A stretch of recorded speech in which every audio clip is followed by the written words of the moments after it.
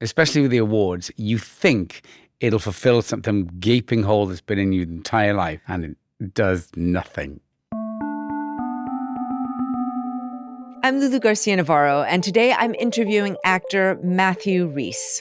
Rhys is on a tear. He starred in this year's surprise breakout hit, Widow's Bay, as a small-town mayor trying desperately to bring tourism to his sleepy island, despite the locals warning that the place is haunted. Maybe it's that stories help pass a long day at sea, I don't know, but I find it charming myself. Was there cannibalism? No. Rhys also starred in The Beast in Me as Niall Jarvis, a New York real estate developer rumored to have murdered his wife. Why is that funny? I'm interesting. And I got stories, believe me. People think they know, they don't. Both of those parts won him Emmy nominations this year, but as I found out when we spoke, it doesn't mean he's feeling secure in his career. I've never felt that kind of confidence, that self-assuredness that I always wished I had. We got into that and talked about some of his other memorable roles. Hi. Hi, I'm Hannah. Hannah. And about his life with his partner, Keri Russell, who he fell in love with on the set of The Americans. You're my wife. Is that right? Here's my conversation with Matthew Rhys. But first, a quick message. If you're not a subscriber, we have some news for you. You can explore the Times for free without paywalls during your first month in the New York Times app. Just download the app, and we hope you enjoy it. Okay, on to the interview. Matthew Rhys, thank you so much for being here. Thank you for the invite. So the best description of you that I've seen is actually your own. Oh, God. Yes. Here we go. Yeah, immediately panicked. All right. You said once that you are, quote, eternally seeking to channel the spirit of David Niven. And that, of course, is referring to the great leading man who has Welsh roots. I discovered his autobiography, The Moon is a Balloon, is one of my absolute favorite books in the world. Agreed. Can you tell me what you meant by that? Yes. I feel my life or how I am in the world, I'm always really like a nervous Nelly. And I'm always like, oh my God, I said the wrong thing. I did the wrong thing. And then I look at Niven and he's always so quietly self-assured and calm and seemingly said the right thing even when a naked person ran behind him at the Oscars. And I just wish I could be that person and say the right thing and be gracious and effortless and always think of others and everything. Every time you read of an actor who worked with David Niven, they always say he was just so gracious to everyone and thought of others all the time and said the right thing and was calm. And I was like, God, I wish I could be that person. Yeah. It's interesting the way that you view him because he is witty and charming and always said the right thing, but also maybe a bit frivolous, maybe a bit... frivolous in what sense or with what? Well, I mean, you know, he was the perfect party guest. Yes. And in terms of his acting, he was a good actor. I wouldn't say a great actor. I'd agree. And when I think of your work, I think more of sort of the great Welsh actors, you know, Richard Burton and Anthony Hopkins and the OG Ray Milland, you know, who were sort of brooding, dark characters. And so I guess what you're saying is David Niven in life and perhaps others in work? Oh, absolutely. Yeah. Absolutely. And I would say Richard Burton is on par with Niven in that sense as to who I would aspire to be. Because Burton seemingly, he was the first to kind of be very, very un-Welsh to me, which was arresting and inspiring. What is un-Welsh? I think we're a small country who have suffered for being England's neighbour, the small kind of cousin who's always ignored and put into the corner, and kind of told what to do by England. And therefore, I think there's a great kind of subservience and insecurity to a degree nationally. And he was one of the first to kind of really, with this great confidence and hubris, going, I'm not going to be that. I'll take Hollywood by storm. I will challenge Onassis for the diamond. I will. He was very un-Welsh in his bravado. Yes, yeah. And to me, it was like, wow, we're allowed to be that. I want to go just back to the David Niven thing, because You described being a nervous Nelly. Can you just elaborate on that a little bit? Like, what do you mean? Well, I think that just stems from the early days of kind of growing up in a school that was heavily into sports and being the only one who wanted to do acting. And then you go to drama college I went to drama college in London, and then being the kind of the young Welsh person. I've always, and now I'm just, another fish out of water in America. I've always felt of slightly not fitting it. I know, and it's the boring actor's cliche. No. I've never fitted in. But, and I don't say it's a cross I've had to bear. I'm just saying this is a slight feeling of it. And I've never just, all the stuff that me and my mob always moan about. I've never felt that kind of confidence, that self-assuredness that I always wished I had, which is maybe why we always pretend to be other people. You fake it pretty well. In so many ways, not just the acting. Yeah. I'm interested in this period that you had where you had early success. You were in a stage play of The Graduate on London's West End, and then you had this period of not being able to find work. In your early parts of your career, did you ever turn anything down, even though you needed the job because you wanted to have a certain kind of career? Were you being choosy, or were you just not finding the kinds of roles that you wanted? Oh, no. It was never choosy, especially almost throughout my entire 20s. It was never a choice I had. Was just, there's one job I turned down that I, to this day, bitterly regret, which was to play Hamlet. Oh. And I was 24. You turned down Hamlet? I know, because it felt like a mountain I was too young to climb. And I was like, I don't have the emotional maturity to play Hamlet at 24. And now, sadly, the day has passed. Yes. But I don't feel, I'll ever get that chance again. You knew that you didn't have the emotional maturity? I remember saying it to my agent at the time. I was like, I can't play Hamlet now. I don't have that in me. Maybe in 5-6 years, but not now. There's no way I could play it now. And then Ben Whishaw did it at 21.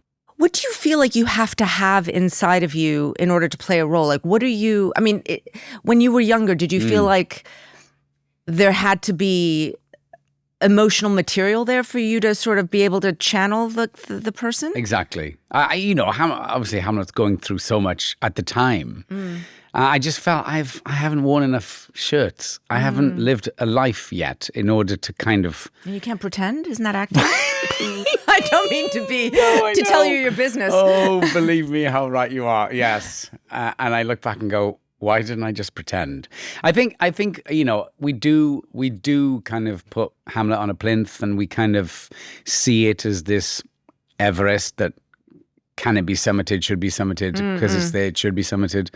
And it was for me. I was like, this, it's just one of those roles. Do you think it was low self-esteem? Without question. I think any number of other actors are going, of course I'm going to do it, and I'll do it well. And I was like, I can't do that. That's not in me. I can't do it. I bitterly regret that. You mentioned something. You studied at RADA, which is the Royal Academy of Dramatic Art in London, and that's sort of the highest echelon acting school. What would you say the sort of main differences between American acting and British acting, or the acting that you, I have thoughts about this, but the acting that you kind of were brought up in? Because just hearing you say that you kind of needed some emotional material to do it. Yeah. That speaks to, a philosophy of acting that I'm wondering what it is exactly. What do you think that philosophy is? Is it more American? I would say it's more American. I agree. Yeah. And we were taught by a New York acting teacher while at RADA called Doreen Cannon, and she was from the kind of royalty of New York acting schools. So like method acting. Stella Adler. She'd come Stella through Adler. that. So that was her ethos, and that was the way we were taught. It was this great subversive moment in the RADA history whereby Americans were brought in to teach acting, kind of, let's reinvent the wheel here. Yeah. And how did that, How did that inform how you learned how to act? I loved it because also, as much as I was watching Richard Burton, the huge heroes for me were Brando and De Niro and Pacino. So all of a sudden, I felt like I was getting an insight into their world, the way they did it. And I, grew up watching their movies. So all of a sudden, I was like, oh my God, we're getting the secrets. Yeah.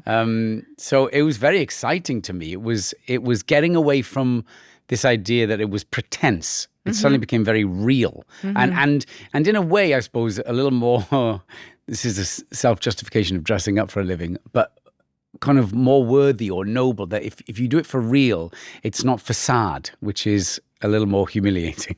Well, there's a lot of debate now because female actors have talked about how it's a male conceit to be a method actor, that it's because, men are much more comfortable, navel gazing, and women have to use their brains in other ways.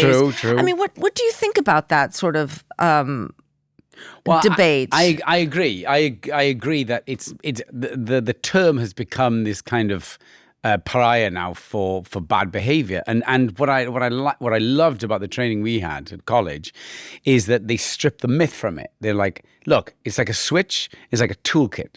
So there's no self-indulgence, there's no kind of being rude to people, there's no doing push-ups before a take. If you're playing Macbeth, you're not going to become the King of Scotland. So it's like it's giving you a toolkit that you can call upon whenever you need it and when you should need it. But it also makes it a lot more clinical, a lot easier. You don't stay in character. There's no reason to stay in character between, characters between action and cut. That's it. You don't do it? No. No. We were taught a method, but I'm not, I suppose in the modern term, I would say is a method actor. I've never once stayed in character. You don't go home and speak in an American accent, or... I do sometimes to annoy the kids. And they're like, oh, stuff it.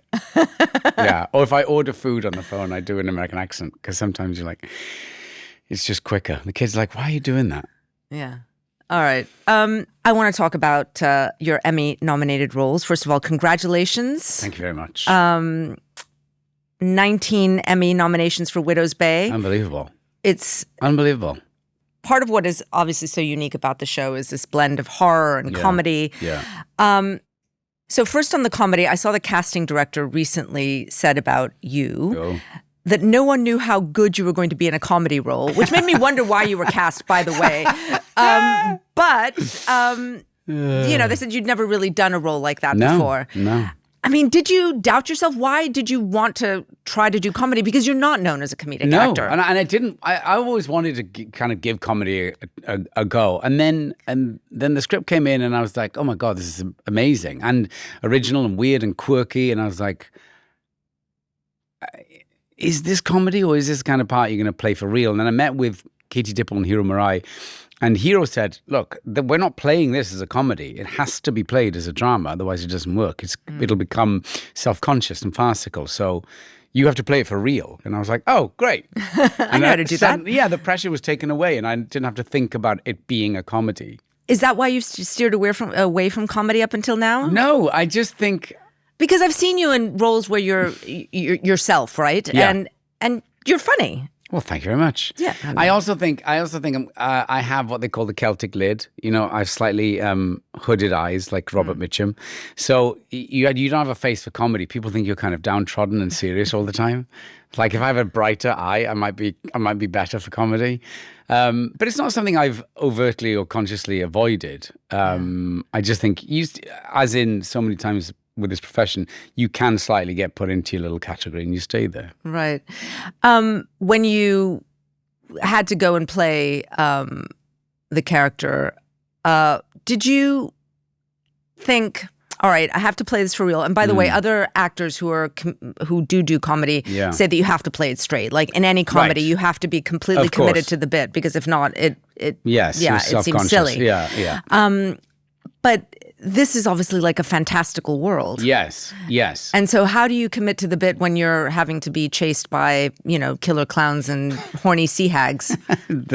Almost the same. What was great was... I was going to say, oh, God. Well, okay, because I hate talking about my process, right? Well, I like it. Okay. So So part of the method I was taught is when you approach a project, your character should have a super objective. What is the one thing throughout the whole project he desperately wants? So I thought, if I give myself a very strong super objective for this, for each scene, then there's a scenic objective that feeds the super objective. So I go, okay, if my super objective is I want my son to flourish, to bloom, to succeed on this island, every action leading into that super objective has to be me going, I have to make this island succeed. So it gives you this kind of focused zeal when the madness is around you. And that's what helped me kind of, when there's kind of all borderline farcical madness around you, if you have this one driving force in your mind, it tends to, for me personally, it helps me kind of keep me slightly on this path, on this keel that I can stick to, and then it makes the playing of it more real for me, if that makes sense. It does. It's your motivation, right? So it's that's everything. Yes, I said the M word. Yes, so that's what I. I'll say it. Okay, thank you. That's what I try and do. So on the horror front, yes, I want to start with just like a big premise, which is, film and our cultural touchstones say something about us and the moment that we're living in. Yeah. And I think, when superhero movies were really having their moment, we wanted things to be black and white. We wanted to be saved. We wanted someone to come and sort of make everything okay. Yes. And I think what this moment might be telling us is that things aren't what they seem, that there's things happening behind the scenes that are beyond our control and aren't particularly nice either. Yeah. I mean, why do you think horror is having such a moment? Have you thought about it? To a degree, but I haven't come up with anything as erudite as that. But Or do we just like to be scared? I mean, maybe I'm just giving too much of a thing. No, because I think it's interesting as to why there's this kind of wealth of horror that's doing well. So it's kind of slightly more societal than anything else. And, right. And I would agree, because I would have thought in these times of kind of such turbulence, you would almost want the superheroes more, because you just need to believe in that kind of universal sense of justice, that something or someone ultimately will do the right thing or overcome the bad thing. But it's this, we're in this strange time of kind of constantly being, oh my God, this is terrible. Shocks to the system. Yes, that it's the things we're seeing are horrific, but yet seemingly nothing changes or stops. So it makes perfect sense that we'd find it in our fictional entertainment. Do you think about the cultural moment when you're playing a role like this, like what it's feeding into, how it might be received in the world? Well, the big conversations about Widow's Bay was like, how are they going to take this? Is like we were always going, are we going to get this? What is this tone of when my agent said this is horror comedy? I was like, whoa, what? No. And then I read it. I was like, oh, that's pretty great. I didn't think it was pretty great. I thought it was fantastic. And I was like, I know I want to do it, but how is that going to be received? Like that could be, we could die on our asses with this one. Do you know anything about series 2? What's going to happen? Do you know, what is making the bell toll? Do you know anything about the real mythology that you can tell the people who are going to watch this and want to know? I can tell you wholeheartedly, I know nothing. And I'll say this much. I'm not even sure Katie Dippold knows, because they've only just gone into the room for season 2. And I was texting going, what happened? She goes, I don't know. So they're going to sit down for a long time trying to figure it out. So this is one of my really big pet peeves as a viewer, which is we have to wait to know if a series is a hit before it gets picked up again. Right. And then there's this long lag time. Yes. And by that point, you're kind of forgotten everything about the momentum and the thing that you liked. And you're seeing now all this reporting about viewer drop-off, Beef, Running Point, Netflix series, because that happens. Isn't there a better way? There has to be, because this new model is crazy. And that's what everyone says. It's like, now we have to wait over a year for the next season. I'm of the same opinion. You watch one season, then you're like, what? Wait, what? How long? Yeah. Are you worried about losing momentum? Yeah. Yes. I just hope those editors who do previously on Widow's Bay, kind of a great, just before we break season 2, reintroducing it. But that's That's not the best answer. All right. The Beast in Me was your other big hit this year. You're nominated for an Emmy for that too. Okay. You play a super rich mogul who is suspected of killing his wife. Yeah. Have you thought about how much you're playing a character that's hiding something? Because I was obviously in advance of this interview just going through a lot of your work in The Americans. Obviously, you were a Soviet spy pretending to be an American and many other things along the way. Yeah. Beast in Me, you're a murderer pretending to not be a murderer. Yes. Widow's Bay, you clearly know more than you let on about what's happening on the island. I mean, why are you drawn to those particular roles? And why do you keep getting them? Yeah, that's even more disturbing. I always think when the character has something else going on, it just gives you so much more to play than something slightly shallower or more artificial. It just kind of layers it in a way that other parts can't. You've got so much going on. It sometimes, in a way, takes you out of the acting, if that makes sense. You're kind of you're playing so many things. You start, forgetting about the kind of artificiality of it all. I saw a clip where you were discussing The Beast in Me, and you said menace and rage is where I like to live. And we had a big debate as to whether you were kidding or not. Yeah. Were you? But if you look at your career, I mean, that's not untrue. No. Yeah, I'm sure the kids will say that's where I do live. No, I was making a joke. Because your upbringing seems to have been so happy, Yeah, was it? yeah. It was. I mean, you've talked about it was stable and fun. You were out, in the farm, and you were out on the sea, and it just seemed like a lovely kind of time. Yes. You don't seem to have some sort of dark origin story. No. And so I'm wondering where the attraction to darkness comes from. Right. So like those, it's in the shadows the interest lies. I'm a firm believer of that. It's like, we're like, oh my God, what's that about? What must be that like? And the kind of rage, the rage stuff, you kind of go, I hate to say it. Sometimes I find the rage stuff easy to fake because it's just sort of volume and passion. That's about it. And I think for men, it's this weird little tap you can find quite easily. You can fake that quite easily if you're just kind of passionate and loud enough. Speaking of those dark and layered roles, I want to ask you about a role you played in the HBO show Girls in 2017. Yeah. I just rewatched it, and it's an episode titled American Bitch, and you played Chuck Palmer, a famous author who'd been Me Too'd for taking advantage of younger women. And Hannah, played by Lena Dunham, goes to his apartment, just giving the synopsis. Yeah. After writing about the allegations. And what follows is this incredibly complex performance. And again, you're playing this sort of charismatic, powerful, deeply manipulative person. And you have this intellectual argument with her about the agency of women and what was really going on for you and how you have been misunderstood. And then at the end, you expose yourself to Hannah. Yeah. And physically. Physically, Yeah. yes. Yeah. Physically. Yeah. The look you give in that scene At the end is really quite something. It was amazing watching it again. Can you tell me what you remember working on that episode and what you understood about the character then? Yes, and Lena was incredible in that she kind of, I hope I'm not speaking out of turn on her behalf, but she kind of explained what had happened to her. So it was drawn from truth.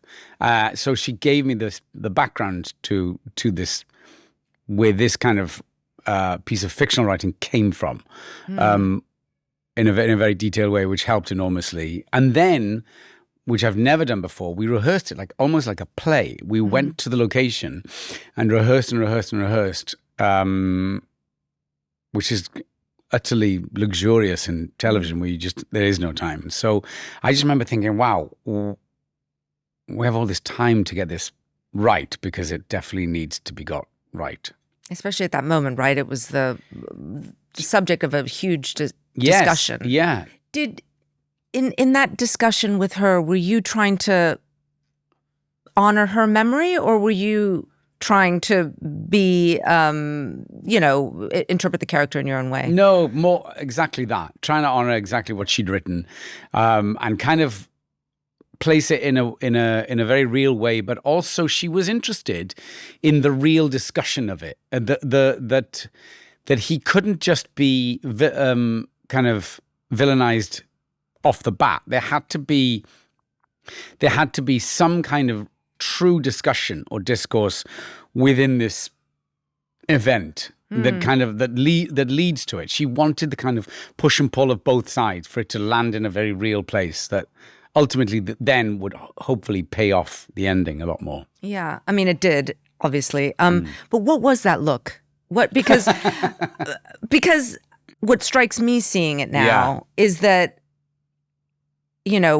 it was this moment in time where we were just starting to have the conversation about consent and power and abuse. Yeah. And Lena and the show's creators talked about it, in the after episode discussion and talked about how they wanted the role to be nuanced. But watching it now, for me, he's just a straight up bad guy. Yeah. And but to me, that's what the look is at the end. He goes, it doesn't matter what we've discussed. Ultimately, this is all I want to do. That all that kind of quote unquote discussion and kind of back and forth is meaningless because once that happens, because ultimately that's all he wants. Yeah. You also got to choose a prosthetic penis in that role. I actually didn't. I was given the choice. Right. And I thought, I can't choose my own. Because I don't know. I was like, somebody else choose it. Because then I can't be judged about my choice. Is that the strangest prop moment you've had? Without question. Okay. I've never encountered a tray of prosthetic penises before. And the prop master going, would you want to? And I was like, no, you choose just something that I spoke to Richard, the director, and went, why don't you pick what you think will help aid the shot at the end? Okay, we're going to do a weird pivot because I don't know how to get out of prosthetic penises in a graceful way. Yes. So I saw a clip of you saying in Welsh, "It's all downhill from here," speaking about your Emmy nominations. Ond wrth gwrs, mae'r Cymro yma'n gweud, wel, na fe, di lawr ryw yn o'r manos hwnnw'r uchafbwynt. Ond be benna ddigwyddith, newn ni fwynhau'r parti yn mis Medi, a diolch to am dy neges. And I was wondering if, give me the context. I mean, are the Welsh very pessimistic? You can't just be, God. You can't just be like, no. I'm amazing and this is wonderful. Oh my God, no. I would attribute this to all the Celtic countries. It's almost like an Olympic sport to take someone down once they think they're above their station. And, my parents going, well, he thinks, what's my dad always say? God, if he was chocolate, he'd eat himself, or he goes, She says that about you. Just about anyone who kind of slightly thinks they might be better than everyone else. I just think, I really find it like this real Celtic, characteristic that all the Celts have, like that anyone who thinks they're slightly better than the rest, it needs to be lopped at the knees. Yeah. And I do also think that, especially for the Welsh, we do have a wildly strong sense of pessimism coursing through our veins. I mean, it seems to be very at odds with the American idea of always be selling, and in particular yourself. I mean, do you struggle with your own success? Yeah. I mean, yes and no, because I think what I have this ongoing, I have the parrot keeps saying, it's all going to fail, right? It's all going to go downhill. So I have that all the time. And this sounds a perverse name drop, but Tom Hanks's motto is like, this too shall pass. And he says that about everything. You've been out of work for a long time, this too shall pass. You win 2 Oscars, this too shall pass. And what I remember is, after doing The Graduate with Kathleen Turner, thinking I was just on an ascent. I was like, this is it. And then I was out of work for a long time. And I realized the entire journey is the roller coaster. You're just up and then you're down and then you're up. And so at this point, I know this sounds stupid, but I kind of go, this is just, it's a moment. It's a fantastic moment, but it's a moment. After the graduate, I mean, you were going to join the military at a certain point. I tried. And they rejected you. Yeah. Because they didn't believe me. Which is really sad for an actor. I know. I You couldn't even convince the recruiter. No, I remember I went in. I met the sergeant, and he was like, "You should come back next week and meet an officer." And I was like, "Okay." Went back for the interview, and this officer was so suspicious of me, going, "Why do you want to join the military?" And then, like 5 days later, I got the letter saying, "Thank you for your interest in the British Army, but." It is sort of amazing that officer was like, "There's something not right about this kid." They're like, "I don't believe him." Back to that Welsh pessimism. Yeah. I mean, what do you think the biggest culture clash is between your American living self and your sort of Welsh self? I always admire, to me, the Americans have such confidence. But what I find in New York that I do sometimes is I fake this confidence because there's this kind of, some say it's aggressive. I find it like more confident because there's like this, and it's an honesty too, that like you see it, it's like subway justice. You know, sometimes when you get those people, and it's not necessarily just men and women, go like, "Hey, you can't sit there," like, or like, you know, give up the chair, or like what. I remember going, "Oh my God, people are like this. They're not just like those bit parts in movies about New York. The people are like this," and I found it liberating. And Do I was your like, kids have that American confidence? to a degree, yeah. Far more so than I did as a kid of their age. All right. You told The Guardian in 2014 that the most important thing to you was the survival of the Welsh language. Probably was then, yeah. Yeah. I mean, still is. And I grew up in the 80s when the language itself was threatened. And I remember the protest marches and the kind of, trying to get a language bill and a language act and trying to, one of the oldest languages in Europe, you couldn't open a bank account in the Welsh language. It had no status. I don't think I truly understand sort of the history of how the Welsh language and Wales in particular was subsumed under sort of British culture. Yes, English. Yes, English. Yes. They're like, if we strip a nation of its language, we can dominate. And that's what they did. They tried to eradicate the language. But I think as a result of that, what it did was create a fire in the Welsh to say, you absolutely will not kill this language. And they fought it for hundreds of years. My grandmother's generation was the generation where they used to wear the piece of wood around their neck saying they wouldn't speak Welsh, otherwise it was called the Welsh knot. And this is the English did well. They would turn communities on each other. So a child hearing another child speaking Welsh was allowed to put the piece of wood around their neck, and then that child at the end of the day would be flogged. So this is how they kind of did it. So there was a zeal to my parents going, this language will not die. It will never die, and we'll make sure it doesn't. You've talked about one of the reasons you find doing the American accent easy, but the the English accent hard, is because of that colonial baggage. Absolutely. And that's when I feel the most fake, when I have to do a Southern English accent, when I have to kind of the received pronunciation, RP. Yeah. That's when I feel like, I just feel fake. Fake and also distasteful. Yes, I just sit, because we grew up in our house mimicking that language in a derogatory way, going, "Oh yes, darling, do pass the cucumber sandwiches," So the connotation of it was wildly negative.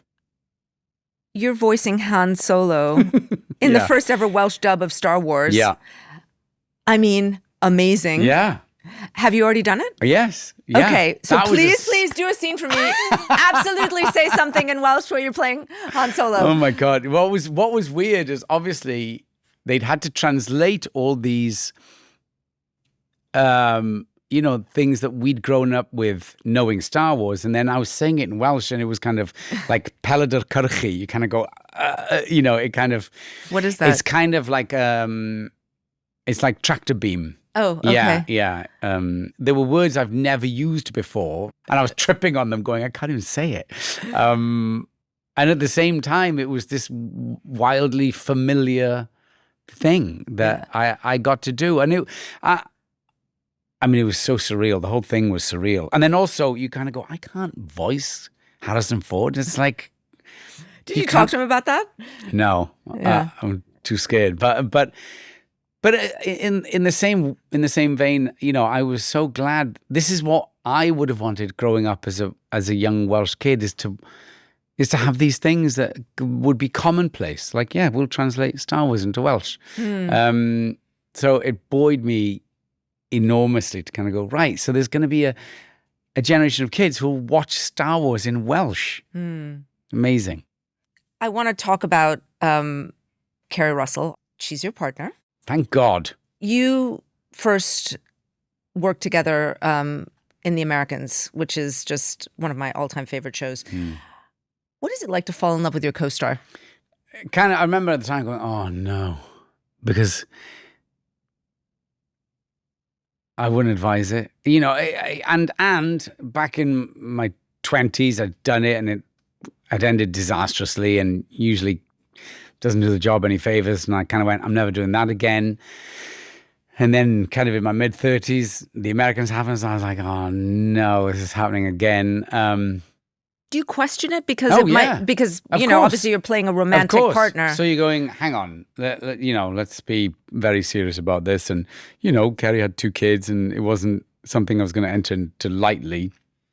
And then sometimes you can't fight it, you know, it's ordained. It was Bigger than both of you. It was, and it was going to happen, and it did. I'm curious about this also because just when you are on this long-running series Yeah. and you're working with someone and Yeah. you're romantically involved with Yeah. someone, you know, usually our personal worlds and our work worlds are separate. Yeah. I mean, is there anything tricky about having that merged? Wildly tricky because, you know, by the end of The Americans, she was pregnant with our child.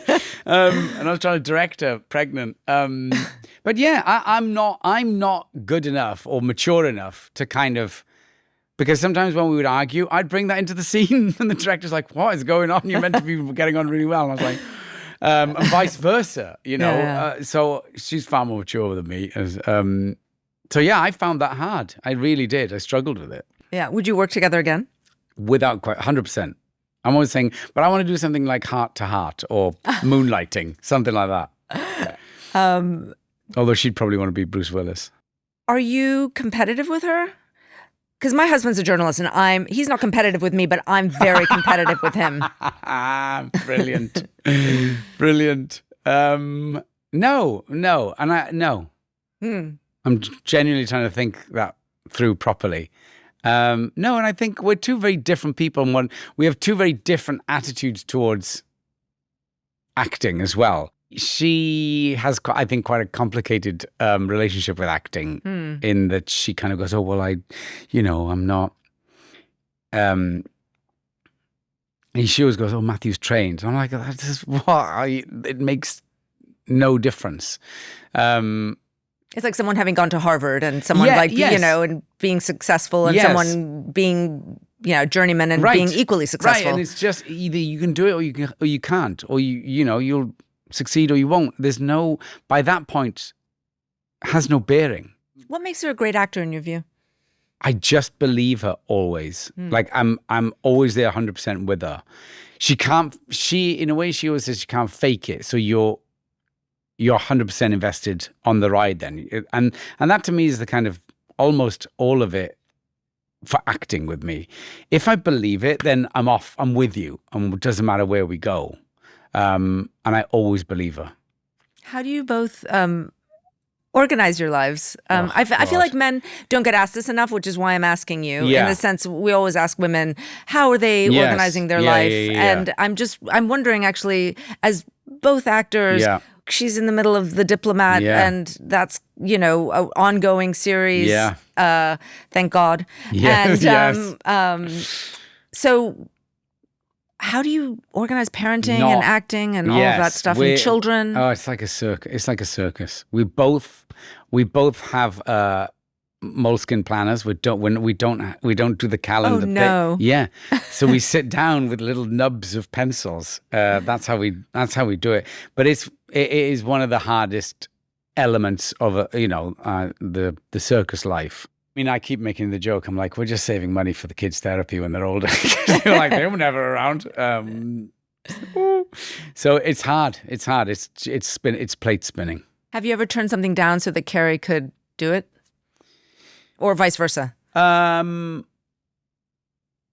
the one rule we kind of have, if there's a project comes along, we're like, I can't turn this down. Then we make it work, whatever it is. There have been projects whereby clearly are very quite impressive when my agent go, listen, this film is shooting, these are the dates, this is the cast, this is the director. I go, I don't want to read it.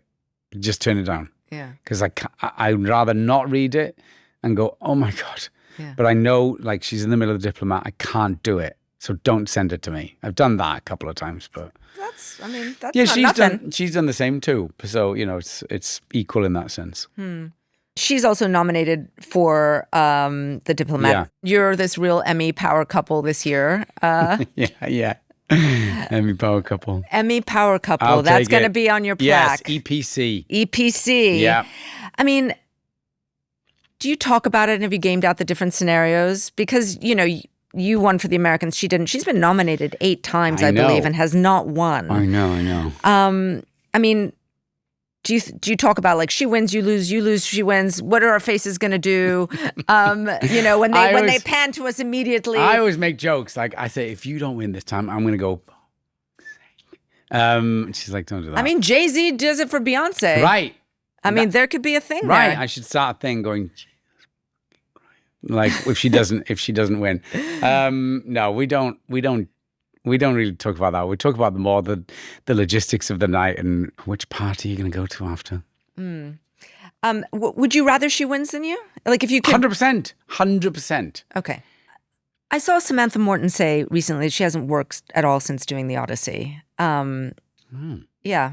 And it reminded me of what we've just talked about, which is, those times in your life where you've had these fallow periods where, you've had to sort of take the Tom Hanks view of, like, this is a moment and it too shall pass, and you have to take the long view of your career. Yeah. Has this moment right now where, nominated for 2 Emmys, really have the hot show of the summer where everyone's talking about it, Emmy power couple. The old EPC. Yeah. Have you finally, do you think, cemented your status with this, though? Do you finally feel safe?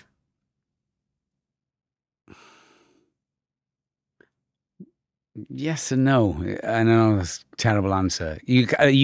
I find myself at moments going, maybe I can relax, and then you kind of go, oh, that's the death knell if you do. Do you know what I mean? And I've just been through it. I've been through the up and down so much. I kind of go, I'm never quite comfortable, and in a way, I think it gives you something. It keeps you a little bit hungry. What are you hungry for now? Movies to me are still the kind of the grail, because we grew up watching big Hollywood movies. And I was like, oh, movies. Do you know what I mean? They still have that allure. The Oscars still have the allure to me, because you kind of go, that's another echelon. You always think, especially with the awards, you think it'll fulfill some gaping hole that's been in you the entire life. And you go, if I just win an award, it'll fulfill everything. And it does nothing. The kind of drive, or whatever hole you're trying to fill is still very much at the center of your gut. Is that why you continue to audition? I mean, you auditioned for a role and you didn't get. You really wanted to be in the Bob Dylan biopic. Yeah. I mean, is that what drives the need to go and kind of still do that at this stage? Yeah. And I thought, and also like, if you want something, get after it. Go and do it. Get it, prove to them you can do it. I still have that. I was kind of relieved that I still had that hunger to go and go, I'll audition. I'm not, I'll go, yeah, of course I will. But you didn't get it. How do you deal with rejection at this stage in your It's career? when they say, I was like, who got it? And they went, Ed Norton. I was like, oh, okay. No. But it's terrible. It was like I'd had an audition for a little bit and I didn't get it. I felt crappy because it reminds you of everything you used to do. You used to make yourself vulnerable. You used to give yourself all this hope and then you'd be knocked down. It was good. It enlivened me again. It kind of gave me I remember the hunger of your 20s when you're like, I'm going to get that part. All right, last question. Geography. Exactly. Yes. Tell me about Finland. Yeah. No. You talked about having this super objective, right, in your work. Yeah. And it serves your motivation no matter what you're doing. Yeah. And I'm wondering what your super objective is in life. Yeah. Well, I mean, we touched on it because you keep thinking if I just do this, I'll feel satisfied. If I win an award, I'll feel how superficial. I'll feel it'll validated. Yes, and I'll fulfill something in myself. And I think ultimately it's to do a part where I can look back and I go, I'm satisfied with that. That's what keeps you moving forward. Is like, okay, when am I going to do one part that I look at and go, I did it? You're Hamlet. Yes, my Hamlet at 79 years of age. And is there a super objective in terms of the way you live your life? Harking back to your first question about David Niven, I want to get to a place where I just feel confident and just kind of, I'm not faking that. I'm not faking the kind of, I'm happily confident, that I genuinely feel calm and confident in myself. When will that come? Matthew Rhys, I wish it on all of us. I don't think that you're alone in that particular struggle. True. Yes, let us all sail that good ship until we find it. Thank you so much. Thank you for this invite. And I've greatly enjoyed it. Likewise. I'm Lulu Garcia-Navarro. And I'm David Marchese. And we're the hosts of The Interview, an audio and video podcast from the New York Times. Every week, we interview fascinating and influential people from all walks of life. Subscribe to our YouTube channel so you'll never miss an episode.